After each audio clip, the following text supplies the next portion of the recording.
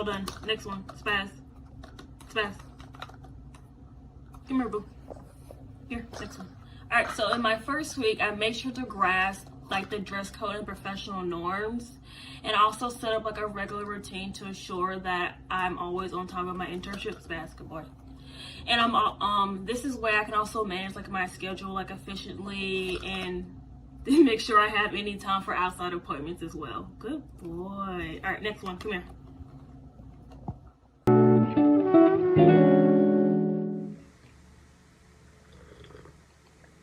All right, good morning. So number 2, so adjusting to school culture was a bit of a learning curve for me, mainly because I wasn't expecting to walk into such a close-knit community where everyone pretty much supported everyone.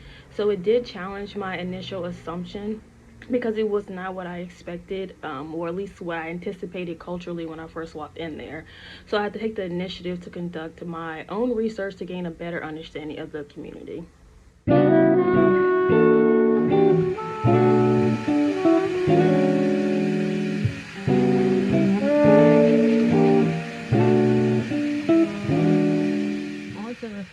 So one critical issue that is overlooked in the Black communities is mental health, and that's something that we need to address and normalize. So me and my task supervisor are actually currently working on some kind of like bingo night, specifically for parents and teachers, but it's like with a twist. So we're going to have a NAMI representative come out and speak about the significance of mental health, and they will also provide information about classes that they can participate in as well.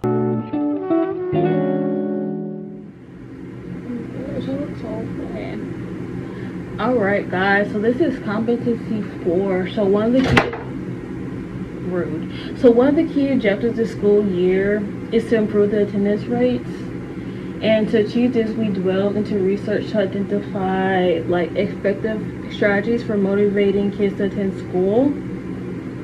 And one of our key findings pointed towards like incentive programs. So we decided to implement a month-long incentive program that we plan to do one per semester. So we did one this semester, and there's gonna be another one next semester. And it's just creating like a friendly,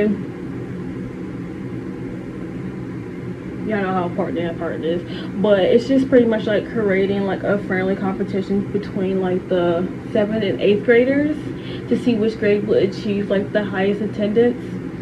And the results was pretty promising. We actually noticed an increase in attendance between like the other months, like comparing to other months, we noticed an increase.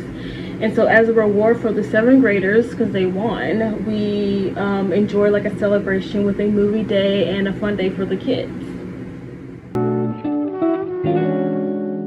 So I had the opportunity to attend a community coalition conference meeting focused on enhancing the well-being of Fairfield County residents. It was a very fascinating experience listening to the discussions about the impactful incentives that they already implemented.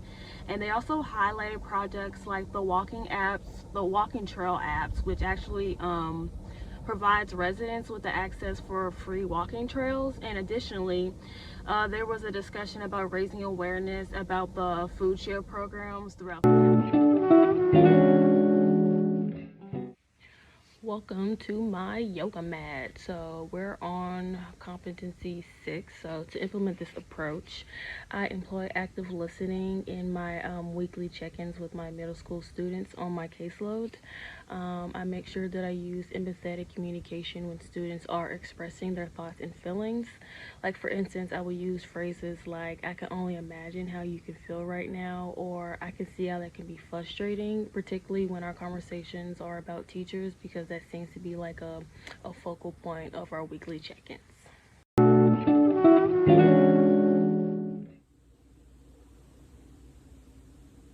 So this is competency 7. Every Monday I hold group sessions with the females on my caseload, and it's called Mindful Mondays. And I take the time to gather students' interests and preferences through forums. So this allows me to better understand the females on my caseload and incorporate their likes into our activities while still covering the required material.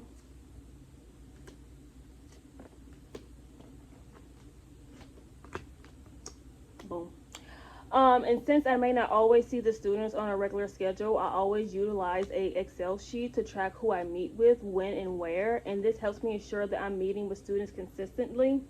Oh no. And then identify those I may not see often and prioritize those who need those additional check-ins. So,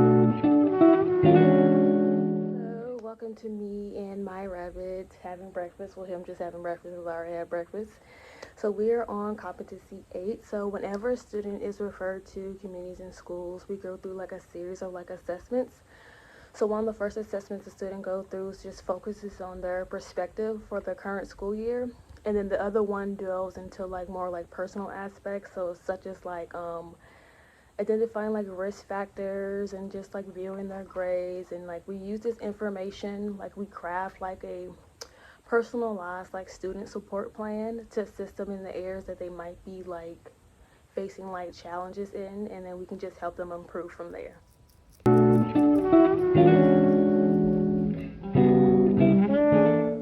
One of our major goals at community schools, well, at least before this specific school, which is Fairfield Middle School, is to increase the attendance. And my task, supervisor and I create surveys for parents and students to better understand their perspectives on attendance and identify ways that we can help them or enhance it. So the surveys aim to uncover any barriers that may be hindering attendance, allowing us to reach out to partners even for support if we can't handle it on our end. And to assess the effectiveness of our attendance program, we utilize Power School, which is a system just filled with anything about the kid, the demographics, their grades, parent contact, all that, which is this helps us pretty much evaluate the success of our program, which is compared, and we also compare it to like other attendance incentives.